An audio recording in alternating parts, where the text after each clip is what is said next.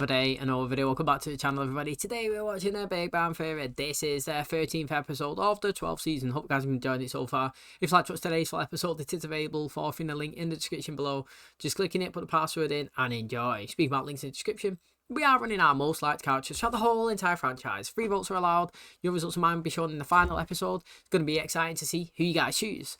Now, interesting stuff's unfolding. Really, honestly, this is our 3rd episode of the day. It's flying for me, but, it's flying because it's actually really good, 2 episodes ago, we had the paintball one. We had the relationship trouble going on. We had Sheldon and Amy bickering. We had, obviously, Denise and Stuart. And we also had Anu and Raj, who was in the biggest bicker of kind of all. Basically, it was their relationship, kind of a bit rocky. Raj was kind of upset that, somebody was knocking at a door and she was hugging him and bringing him in. And he was saying that he can't trust her because he don't really know her. That extended into the last episode, which was episode 12, where he was further trying to apologise, and he was basically saying, look, I know that we're not getting married, but I don't really want to end it completely. I feel like we're going well, I want to get to know you, we should actually go on some dates, and been saying this, haven't we, I understand the arranged marriage is great and all that, but, how can you do it without actually getting to know the person? They've not really hung out much, they don't really know much about each other, and, start off slow. They've got the connection through the obviously mutual kind of families for the arranged marriage, but they've got to get their connection together emotionally from actually spending time with each other, and that's what he was saying, and it looks like that's happening, so that's good stuff for them. And interestingly, Penny ran into obviously her ex-boyfriend Zach, who invited him onto his boat. He basically said he sold his company, he's got a boatload of money, he's bought a boat as well, and he wants him to come and have dinner. So her and Penny and Leonard went up, and he was sat down, and they dropped a big bomb on him, to be honest. He was basically saying that, look, I can't have children, however we want to start a family, and there's no better guy that I know. He's the cleverest of and you, Leonard, and we want you to be the sperm donor. We want you to help us start our family. What do you say? Now, obviously, he's kind of flattered by that. Penny's kind of upset by it, and understandably in a way. However, further discussions with Amy and Bernadette, and they basically said, look, you said that you never really wanted to have children. He's always kind of wanted to have a child. I mean, technically, it's not going to be his, and it's going to be in the new family, obviously, Zach's. However, it's just psychologically for a male knowing that they can reproduce and he's out there. And I was saying that the best scenario would be, if they could be introduced into the life as either godparents or, Uncle Leonard or something like that, where he could see the child. And yes, okay, he might not be the dad bringing it up, but he could see the child, know it's doing well, knows that he can help a family out, and he can be kind of involved a little bit. It would be happy days for everybody, wouldn't it? If Penny's okay with that, then full steam ahead. And it'd be really interesting to see. Penny did say, you know what, go for it. You didn't badger me and moan at me when I said I didn't want children, and now I'm not going to do the same to you when you got an opportunity to help somebody. So it's actually really interesting. Curveball, didn't expect it. I'm excited to see where it goes though. Thanks for checking out today's episode. If you do enjoy it, please smash like, really helps out. Subscribe if you're new, and as always, let's jump into today's episode.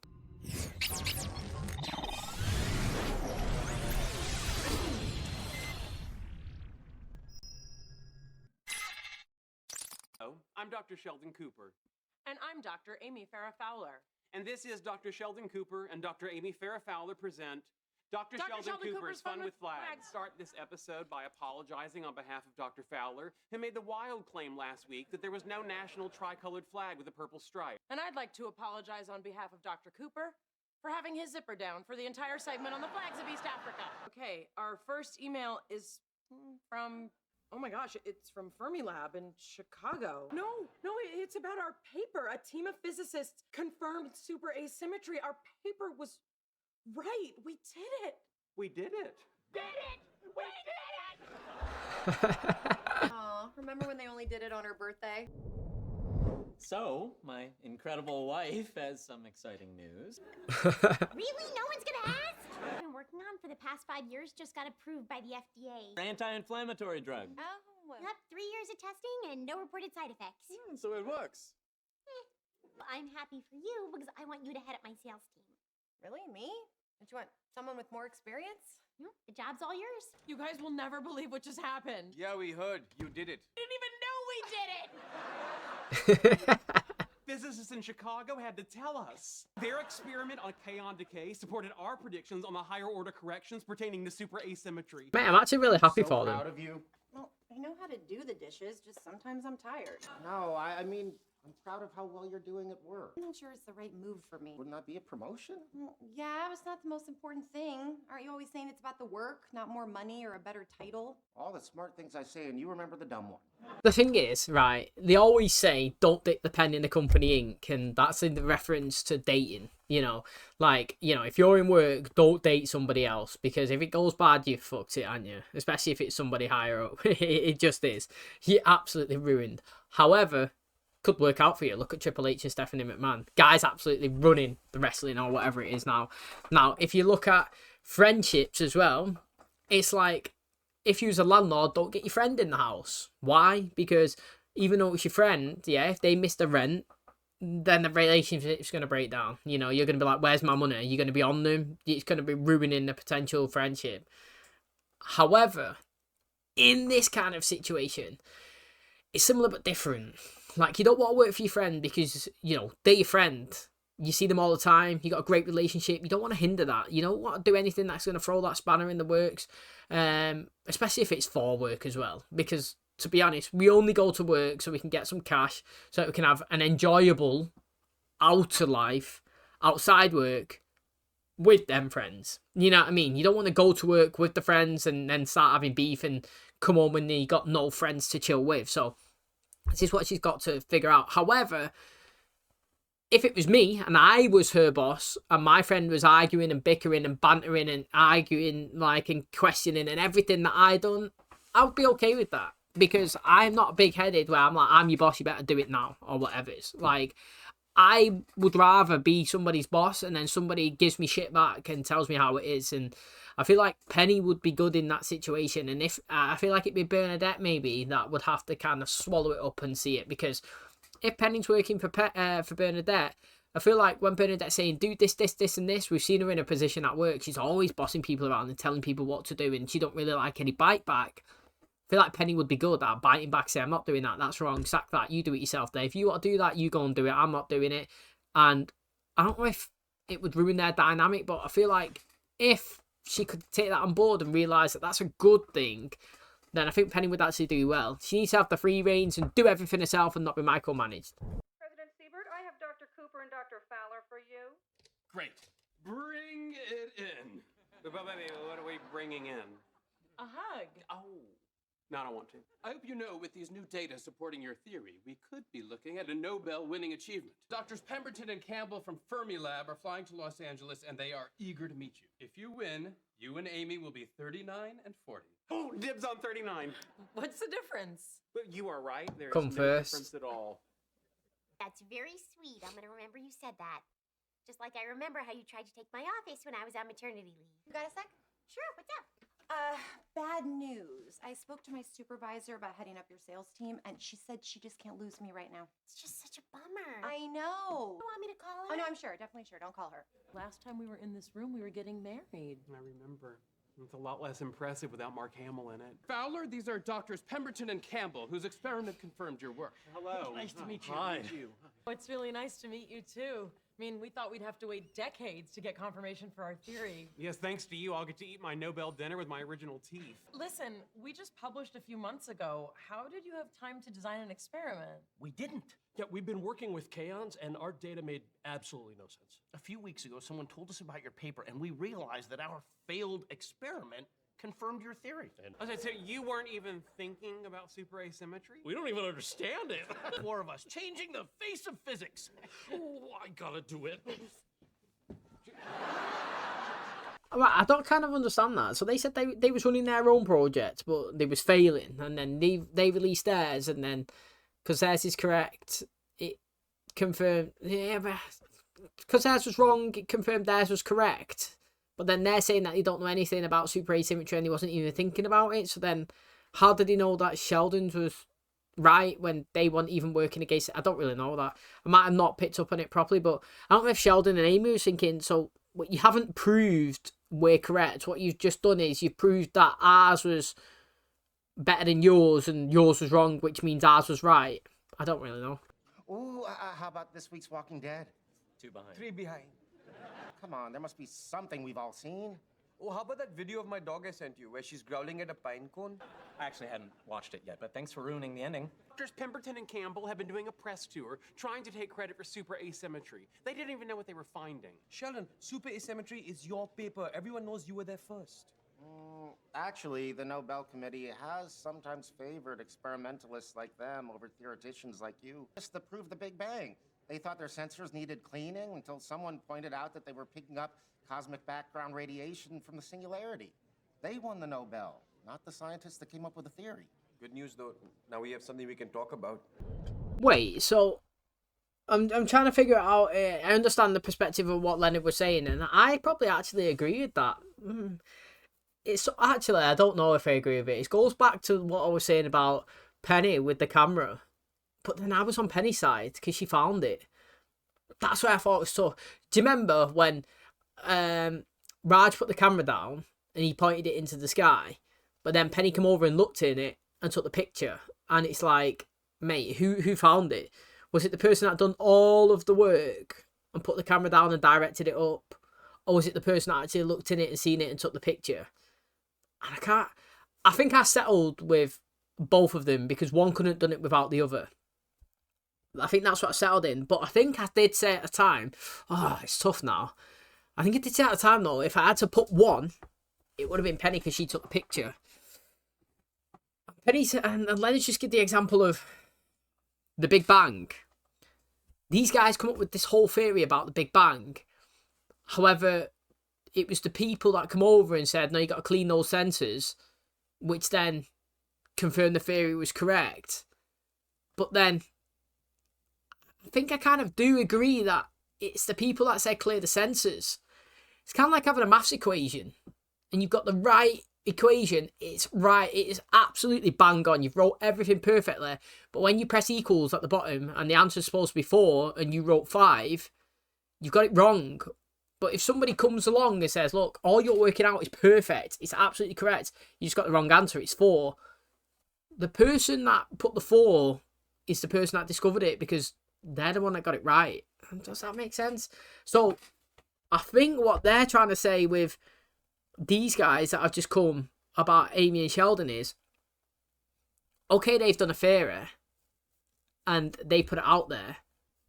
However, these guys was already running their theory on a different kind of level of something else, and they didn't know anything about super asymmetry. However, they released their paper, which backed up these guys' works, which then confirmed the theory, which means that they discovered it. Is that what they're trying to say? So that they're trying to maybe take the credit. However, the difference is in the two kind of comparisons between the Big Bang and the camera, which is the camera was there and Penny looked up and took the picture, and the Big Bang, the theory was there, but somebody had to clean the sensors, is with... So somebody had to do additional work to both of those. You know what I mean? The camera was down, somebody had to take the picture. The sensors were there, but somebody had to clean them. Somebody done additional. With Amy and Sheldon's, nobody's had to add on any work, have they? Like, they've literally just gone, there's the full equation, that's it. And somebody's gone, bum, bum, bum, bum, bum, yeah, you was correct. So I still think it should be Amy and Sheldon's. Whereas if somebody went, bum, bum, bum, bum, bum, bum, bum, equals 4, like I was saying, then the equals 4 people are the ones that got it right, in my opinion. So that's where it's tough. And I might have confused everybody with that, but I've made sense to myself in my head. Hey, you wanted to see me? Yeah, come on in. Have a seat. Do I have to? You really do. I talked to your supervisor, and she said that she never stopped you from working on my team because you never asked her. Honestly, I don't know if I'm up to it. You know, the last project I managed was my high school yearbook. And that was the year we didn't have one. Penny, everybody feels like you do, like they're not good enough, not smart enough. What, even you? Of course. Dr. Ostenkowski, you wanted Hey, me to... did they not teach knocking at Stanford? Get out! I love that kid. Oh, hello to you too. Now stop trying to steal our Nobel Prize. You come up with your own idea. Yeah, that's not gonna happen. You're saying that the 4 of us should just agree to share this discovery? No, unfortunately, only 3 people can share a Nobel. Oh, that's right. So he's out? No, I'm not out. Neither of us is out. We think that the 3 physicists should be the ones to win the Nobel Prize for physics. But she's my wife. Yes, exactly. She's your wife. And she's a neuroscientist. It's like, what's she even doing on this paper? So you really think that I'm the kind of man who would sell out his partner for the chance of winning a Nobel Prize? Are you? Boy, I hope not. Why does this matter to you so much? Because I believe in her and I make people better. It's what I do. Against their will? It's no fun if they want to. That's just called watching. Okay, so what are you gonna do? Just badger her until she says yes? That may have worked on you, but she's too smart for that. Why do you think you stopped wearing Crocs and socks? Well, one day I just woke up and realized they look silly. All on your own. That's how good I am. I talked to Doctors Pemberton and Campbell today. They reminded me that only 3 people can share a Nobel Prize.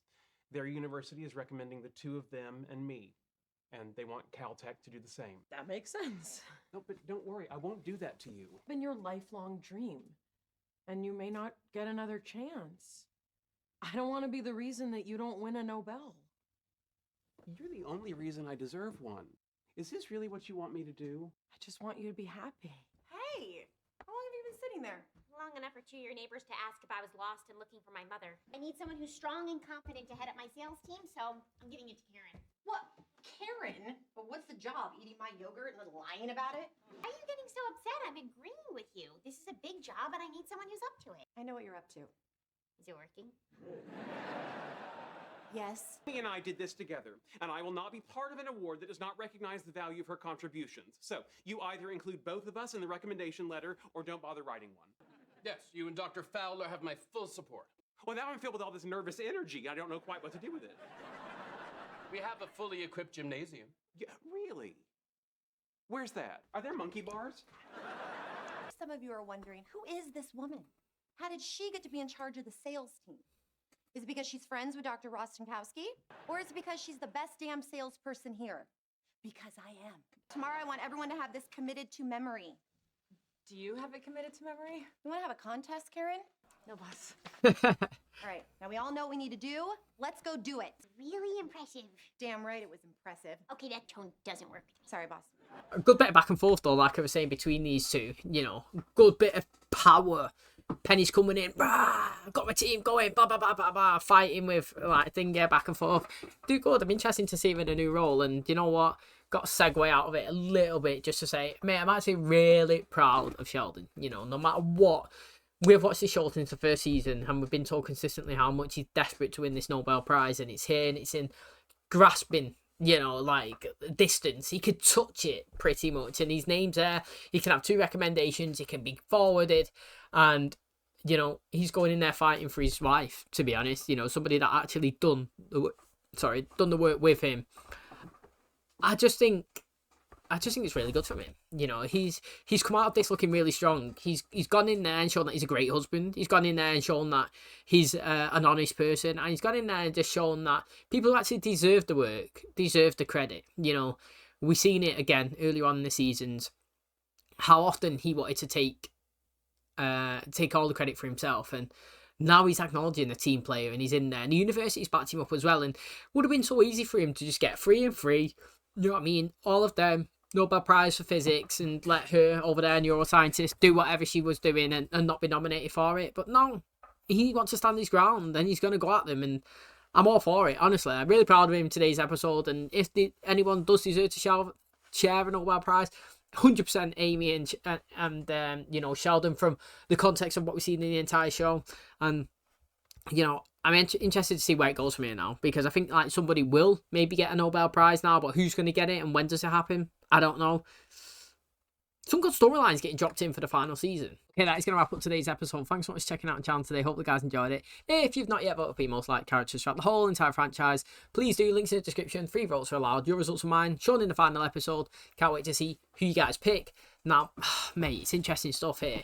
You know, I was saying, I'm tossing and turning, to be honest, to see who should actually be involved in the prize. Because, you know, I was just saying there my examples personally, and obviously with what Leonard was saying, that, like, people who alter theories and people who add little bits to theories, then, which then proves them, I personally believe in, it's tough, but I personally believe that they are the correct ones that should win the prize. You know what I mean? So, like I said, I write a big massive equation out, but I get the answer wrong, and somebody's read the equation and then was like, yep, actually it's this answer. They're the ones that should get the prize, in my opinion. I know you didn't do the leg room, you know what I mean? You didn't do all the hard work. You wasn't there working on it for months and months and months. However, you did solve it.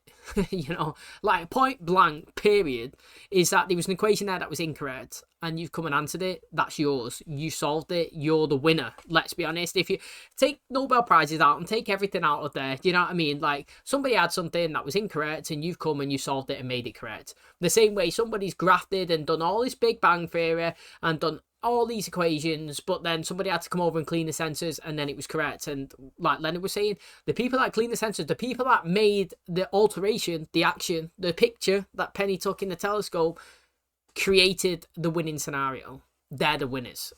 Now, if I say to you, I think that if you do this, this and this, it's going to work, and then you go out there and it does work, you're not the one that solved it. You're not the one that's done it correct. That's how I feel in that situation. So Amy and Sheldon have come up and done a big paper about if you do this, this, this, and this is the outcome. And someone's gone, do you know what? Blah, blah, blah, blah, blah. Oh, you was right. That was bang on. Well done. Correct. Sheldon and Amy's the ones that have solved that. Nobody's done anything. But if somebody's come along, boom, boom, boom, boom, boom, didn't work that. However, if you took this away and added this, bang on, it's worked. I've solved it. That person is the person that's done it. So I don't know how to explain it any better than that. Like, you know, somebody's done an equation, the answer was wrong.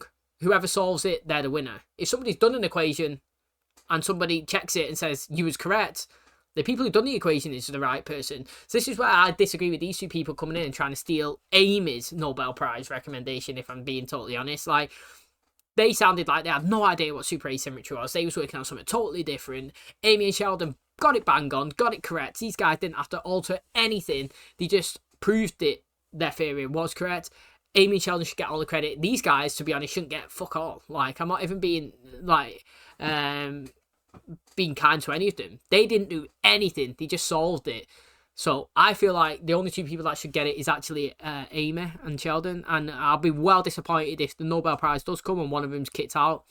I'll be fuming. I really will be. However, I'm excited. What a good storyline to put in. They planted it. I'm invested because I'm invested in this you know, what is it, Nobel Prize since kind of the early stages of the show. So this is the big break and I can't wait to see where it goes. Thanks for checking out today's episode. Hope you guys enjoyed it. If you did, please smash like, really helps out. Subscribe if you do. And as always, I'll catch you in the next one.